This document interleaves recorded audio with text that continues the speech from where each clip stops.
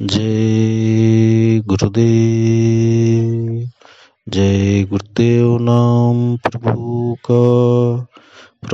का प्यारा नाम। जय गुरुदेव। परम संत बाबा जय गुरुदेव जी महाराज सत्संग सुनाते हुए शाकाहारी सदाचारी बाल संघ पत्रिका के द्वारा बताए, जिस काम को करने में खुशी हो वह पुण्य है। बाबा जय गुरुदेव जी महाराज ने सत्संग सुनाते हुए कहा कि जब भी हर रोज उठा करो तो स्थानों के धनियों के नाम लो, उनके रूप को याद करो, अपनी तबोजो उधर ही दो। जब प्रार्थना करो तो आंख बंद करके दरवाजे पर सूरत जीवात्मा को लगाकर प्रार्थना करो। सच्ची प्रार्थना वही होती है, वहाँ सूरत को लगाओ। जब प्रार्थना हो तो रूप को याद करो। सतलोक तक यह क्रम जारी रखो। हर मंडल के धनियों का नाम लो, रूप को याद करो, तब प्रार्थना कबूल होती है। जब नाम लेते हैं तो मन की सफाई होती है, रूप को याद करते हैं तो सूरत की सफाई होती है। जब तक हम लोग इस तरह से प्रार्थना नहीं करते हैं तब तक हमें समझ नहीं आती है। अभी तक तो हम यह नहीं जानते थे कि शरीर के 9 दरवाजे हैं, 10वें दरवाजे पर सूरत बैठी है। शरीर का वह 10वां द्वार है, अंतर का 10वां द्वार अलग है। जितने भी शरीर है, पशु पक्षियों कीड़े मकोड़े के सब में 9 दरवाजे हैं, क्योंकि सभी देखते हैं, सुनते हैं, बोलते हैं, खाते हैं, टट्टी पेशाब करते हैं। सभी शरीर में आत्मा आँख के पीछे नाक पर बैठी है, लेकिन उन शरीर में साधना नहीं हो सकती। इस मनुष्य शरीर में 5 तत्व पूरे हैं। बुद्धि समझती है, इसलिए इसे साधना होती है। इस जड़ शरीर में एक दरवाजा बंद कर दिया जाए तो सूरत रह नहीं सकती है। यह सब भेद आपको तो मालूम नहीं है। आप समझते हो कि जो कुछ है हम ही हैं और किसी शरीर में कोई दुख तकलीफ पीड़ा नहीं होती। यह आपका मानव शरीर सबसे ऊंचा है, लेकिन इसमें अगर एक तत्व कम हो जाए तो बुद्धि काम करना छोड़ देती है। आदमी पागल हो जाता है और मैला खाने लगता है। जो पक्के प्रेमी होते हैं उनसे जो कुछ कहा जाए वही करते हैं। वो अपना तन मन सब गुरु को समर्पण कर देते हैं। जो तन मन नहीं देते उनसे जो कुछ कहा जाए वो नहीं करते हैं। मन उनको बहका देता है, उनका नुकसान हो जाता है। इसीलिए कहते हैं कि सत्संग करो, वचनों का पालन करो, तन मन कुर्बान करो। ऐसा कोई खराब काम ना करो जिससे मन और बुद्धि खराब हो, और सेवा करो। मन जड़ है लेकिन मामूली नहीं है। यह सहस दल कंबल का तत्व है। बुद्धि चित्त भी वहीं के तत्व है। सूरत के साथ वहीं से इन सब को लाया गया है। सूरत की चेतनता से ये काम करते हैं। सब खेल सूरत का ही है। जब तक वहाँ आपने भंडार में मन नहीं पहुँचेगा यह शांत नहीं होगा। जब अपने भंडार में यह पहुँच जाएगा तो चुप हो जाएगा। ऐसा ही सूरत जीवात्मा है। जब तक आप अपने देश में वो नहीं पहुँचेगी कहीं इसका ठहराव नहीं होगा। यह लिंग शरीर छोड़ेगी तो लिंग शरीर जड़ को जगाएगा। सूक्ष्म शरीर छोड़ेगी तो वह जड़ हो जाएगा। कारण शरीर को छोड़ेगी तो वह जड़ हो जाएगा। सबसे अलग जब यह होगी तब यह निखिल से होगी, और जब सतलोक में पहुँचेगी तो वहाँ ठहरेगी, क्योंकि यह वहीं से यह उतारी गई। सतलोक ही उसका अपना देश है। कुदरत ने अपना कानून बना दिया उसके कानून को महापुरुषों ने सबको बता दिया है, समझा दिया है। उसके कानून के अनुसार चलोगे तो लोक भी ठीक रहेगा और परलोक भी बनेगा। उसके प्रतिकूल हो जाओगे तो शरीर खराब हो जाएगा, यहाँ सुख चैन नहीं मिलेगा, नुकसान हो जाएगा। परलोक की तो बात ही दूर हो जाएगी। यह किसी महापुरुष को जब अपना तन मन दे दोगे तो तुम्हारे मन में उतार चढ़ाव नहीं रहेगा। सत्संग सुनोगे, वचन का पालन करोगे, सुमरन करोगे, नाम लोगे और नाम लेने से मन बुद्धि चित्त की सफाई होती है। रूप को याद करो,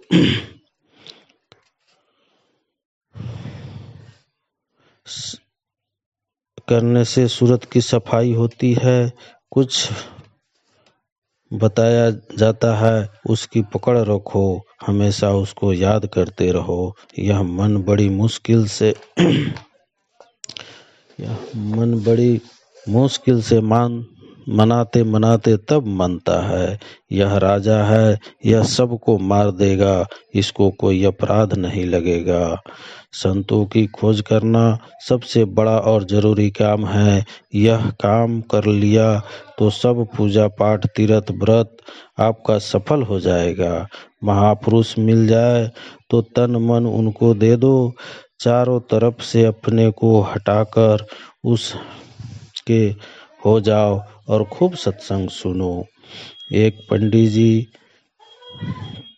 कहीं जा रहे थे, रास्ते में वे एक जंगल से गुजरे तो वहां एक करबला पड़ा, उधर एक शेर बंद था। उसने पंडित को देखा तो बोला कि हम पर दया करो, दरवाजा खोल दो, हम निकल जाए, हम आजाद होना चाहते हैं। पंडित जी बोले कि हम नहीं खोलेंगे क्योंकि तुम हमको ही खा लोगे। शेर ने वादा किया और बोला कि तुम खोल दो, हम तुमको नहीं खाएंगे। पंडित जी ने दरवाजा खोल दिया। शेर बाहर आया, आते ही बोला कि मुझे बहुत जोर की भूख लगी है, हम तो तुमको खाएंगे। पंडित जी घबरा गए। उधर से एक लोमड़ी निकली। उसने पंडित जी से पूछा कि क्यों डर रहे हैं। पंडित जी सारी बात बताई। वह बोली आप डरिए नहीं, और शेर के पास जाकर बोली कि महाराज आप तो जंगल के राजा है, आपको कौन बंद कर सकता है, आप कैसे बंद हुए। शेर लोमड़ी की बातों में आ गया और फिर पिंजरे के अंदर चला गया। बोला कि ऐसे। इतने में पंडित जी ने लपक कर दरवाजा बंद कर दिया। कहने का मतलब यह है कि दया भी समझदारी से करनी चाहिए। अगर गलत जीव पर दया कर दिया तो आपने ही गले पड़ जाएगा और उससे पीछा छुड़ाना मुश्किल हो जाएगा। अगर किसी की भलाई हो रही है और उसे थोड़ी तकलीफ भी देनी पड़े तो उस पर दया करनी चाहिए। यह ठीक है कि पहले वह भड़केगा, गालियाँ देगा, बुरा भला कहेगा, लेकिन अपनी भलाई जब समझ में आएगी तो माफ़ी मांगेगा, वो दया काम करेगी। जिसके अंदर छल कपट होता है वह कुछ जानता नहीं है, उस पर दया भी काम नहीं करेगी। कपट छोड़कर काम करो तो दया काम करेगी। कहा है कि अगर भीख मांगने के लिए जाए तो रोज रोज एक दरवाजे पर नहीं जाना चाहिए, दरवाजा बदलते रहना चाहिए। देने वाला कुछ भी कहे, बड़ी खट्टी बातें कहता, कटु वचन बोलता है, उसे सहन करे और अपनी गलती की तरफ देखे और सोचे कि हमने कोई गलती की होगी। उसे भीख लेना है तो बर्दाश्त करे। किसी ने कुछ कह दिया, बस तुम भड़क गए। यही सब तो तुमको सोचना चाहिए कि सबकी सह लो, क्योंकि घाट पर जो जुग जुग की बुराइयां जमी हुई है तुम्हें उनको निकालना है। कहने वाला तो खुद ही उबल रहा है, तुम क्यों उसके साथ उबलते हो। तुम बर्दाश्त कर जाओ। तुम गुरु की दया ले लो, अपनी खोट निकालो। कोई कुछ कहे फौरन अपनी तरफ देखो। अपनी तरफ देखा नहीं और गर्म हो गए, तुम समझो कि गुरु की दया है। प्रेमी में होकर भी दया मिलती है। कोई राहगीर चला आ रहा है, उसके द्वारा भी तुम्हें दया मिलती है। यह तुमको समझना चाहिए, पर तुम समझते नहीं हो। अच्छे काम करो, बुराइयों से बचो। जिस काम को करने में भय मालूम हो, डर लगे, वह पाप कर्म है, और जिस काम को करने में खुशी हो, वह पुण्य है। जय गुरुदेव। एक छोटी कहानी की बड़ी सीख। एक मनिहारी थी, चूड़ी बेचा करती थी, और एक सब्जी वाला था। दोनों बाजार गए और दोनों ने अपना अपना सामान खरीदा। उन दिनों ऊंट पर सामान लाद कर लोग ले जाया करते थे। सब्जी वाला एक ऊंट वाले के पास पहुंचा कि मुझे सब्जी ले जानी है।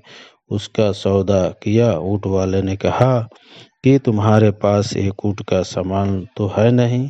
इतने में मनिहारी पहुंची। उसने ऊंट वाले से अपनी चूड़ियों को लादने की बात की। ऊंट वालों ने कहा कि तेरे पास भी पूरे ऊंट का सामान तो है नहीं। तुम दोनों ऐसा करो कि एक और सब्जी लाद दूं, दूसरी ओर चूड़ी लाद लूंगा। अगर तुम दोनों तैयार हो जाओ तो तुम दोनों के सामान लादा, दूसरी तरफ चूड़ी लादी। दोनों अपने अपने सामान की रखवाली के लिए ऊंट पर बैठ गए। वह ऊंट लेकर चला। ऊंट मुंह घुमाता तो सब्जी खींच कर खा लेता। फिर इस मनिहारी हंस पड़ती। ऊंट वाले ने कहा कि अरे हंसती क्यों है, यह ऊंट है, ना जाने कब किस करवट बैठ जाए। जब उनकी मंजिल आई तो ऊंट जिधर चूड़ियाँ रखी थी उसी करवट बैठ गए। सारी चूड़ियाँ टूट गई। मनिहारी रोने लगी। कहने का मतलब यह है कि किसी का नुकसान देकर हंसो मत। समय कब किसका किस तरफ मुड़ जाए कोई नहीं जान सकता। इस कहानी को सुनाते हुए स्वामी जी महाराज ने कहा कि समय का ऊंट किस का कब किस करवट बैठे यह कोई नहीं जानता। ये है कि इच्छा का विस्तार कर लिया, इसीलिए दुख होता है। जय गुरुदेव। क्या आपको पता है आत्मा इन तन मन के पिंजड़े में कैद है। संत मत में साधना के द्वारा जीते जी आत्मा को इस शरीर से अलग करके इसके मूल स्रोत परमात्मा से मिलाया जाता है। इस मत का उद्देश्य आत्मा को इसके मूल से मिलाना है, जहाँ से अलग हुई है। जो ताकत जीव को मुक्ति देती है, मोक्ष देती है, उसको नाम कहते हैं। नाम हर इंसान के अंदर है। नाम आवाज है, संगीत है, वाणी है तथा स्वयं परमात्मा है। जब उस नाम की महिमा नहीं की जा सकती, रामायण में नाम की महिमा बताई गई है। लिखा है, कहाँ कहूँ लगी नाम बड़ाई, राम न सकहीं नाम गुण गाई। जो कामिल फकीर है वो जिस्मानी मस्जिद में अपनी रूह से अल्लाह को देखते हैं और उसकी आसमानी आयतों को सुनते हैं। मालिक की जुबा का फरमान है कि फकीरों के पास जाओ, वे तांगी दिल्ली मिटा देंगे और ऐसा जाम पिलाएंगे जिसका नशा कभी उतरता नहीं। वो खतरनाक वक्त जो 14वीं सदी की याद दिलाकर बताया गया है, वह वक्त अभी आया नहीं। भूकंप, बीमारियां, बाढ़, सूखा, अकाल, भूखमरी, मुसलमानों के कत्ले आम, हिंदुओं के कत्लेआम, मजहबों धर्मों की लड़ाई, इन तकलीफों का वक्त अभी आया नहीं, आगे आएगा। आने वाली तकलीफों के निवारण के लिए इंसान को शाकाहारी होना जरूरी है। हिंदू पूजा में लग जाए, मुसलमान इबादत करने लगे, ईसाई गॉड की प्रार्थना करने में लग जाए, तो आने वाला संकट कम हो सकता है और टल भी सकता है।